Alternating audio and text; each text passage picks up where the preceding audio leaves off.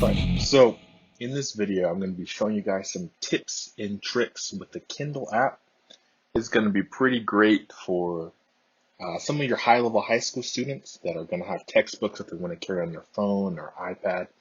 And then it's also going to be great for your college students or your dual enrollment students that are going to be using ebooks for their classes, but they don't necessarily want to carry around a paperback all the time. So this is accessible to them. All right, so right off the bat, we're going to start with the top of the application, right? So right here, all I did was open up one of my books, right? So going back, boom, I clicked the book, opened it up. This is the page that I was on, so it goes back to it.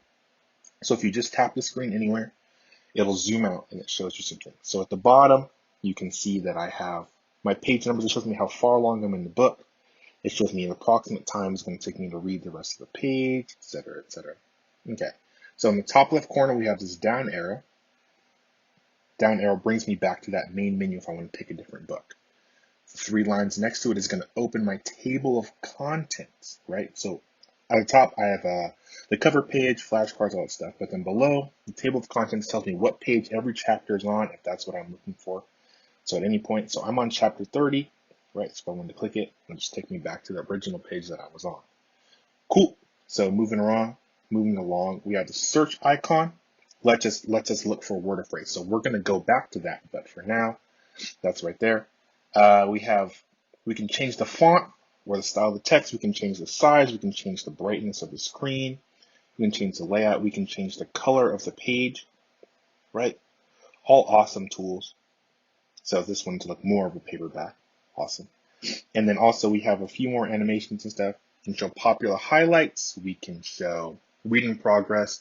We can put a clock. It'll show you, display the current time on the page. So for whatever reason, if you were timing yourself, like, hey, I want to get an estimate of how long it'll take me to finish this book. Let's start by seeing how long it'll take me to read one page.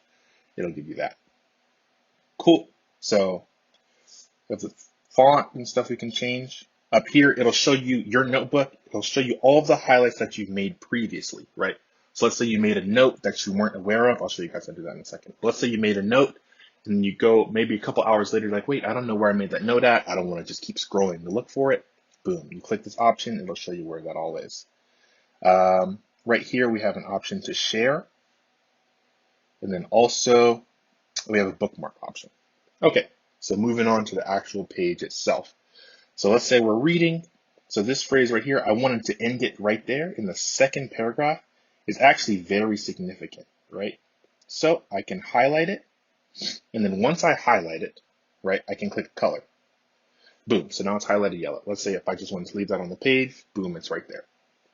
Now also, with this highlighted phrase, we have the option to, looking at the bottom, we can look it up on Wikipedia. So let's say we were in a biology book, and it was about mitosis or meiosis, something that I didn't know the definition of.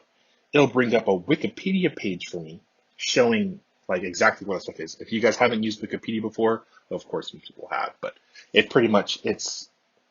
almost like a thesaurus online that anybody can add information to, tons of pictures, and it'll give you more information than you could ever possibly want on a subject, right?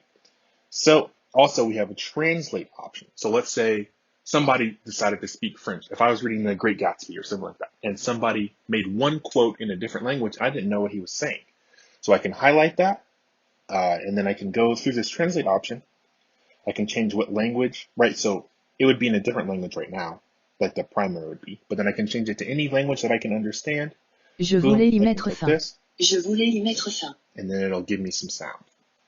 Awesome, so I can hear what he was trying to say, and it'll give me a definition. Also, if I was doing a singular word, I have a dictionary right here. So we can exemplify that for you guys right now. We're going to take the word therapist. So hold your finger over to highlight it. In the dictionary, boom. Therapist. A person skilled in a particular kind of therapy. Awesome. So now I have that information available to me. All right. So also another thing you guys need to be able to make note of is right here we have a copy option. Next to the color orange, you can copy it. So let's say I wanted to use that quote in an essay, or I wanted to mark it down somewhere. It'd be really easy for me to just copy and paste that. Awesome. And then the other icon right here we have is create a note. So this is awesome, right? Because at any time, if you're going through a high level book, it's very difficult to get through the entire textbook, remembering everything making notes of everything in your head. So it's a lot easier to just literally make notes. So rather than writing a sticky note, sticking it inside of a textbook, placing it at the proper angle, hoping it doesn't fall out, something like that. Now we have the ability to make virtual notes. So I'm just going to write just something real simple, pot, right? Just so we always have it available. Now, when I save that, if you look and see, we have a little note icon next to that phrase. So anytime I click that, I can open the note icon, and it's going to bring up that note that I have. And then for the sake of this, I'm going to delete it because I don't need this note. Boom, and now that's always there. Awesome. So the last little thing I'm going to show you guys today is this search icon. So let's say I was looking for anytime this book used the word therapist. So I hold my finger over the word therapist, click the search icon, and then it'll find any time at any point in this book that the word therapist was used. So now not only does that allow me to find terms that I was looking for. So again, I'm going to use the mitosis or meiosis. Let's say you're reading a chapter at a later date. Let's talk about mitosis and meiosis, and you're like, wait, I don't really remember what that was. Now I can copy and paste that word into my search box, or I can use a search icon like I did. And now I have the ability to find that word, mitosis or meiosis, anywhere else. Awesome. So these are great tools available to you. It's a lot more efficient in my head than using the paperback book, but it does take a little bit of a learning curve to use some of these things. Right. So I hope you guys learned something today, and that's it. Thank you.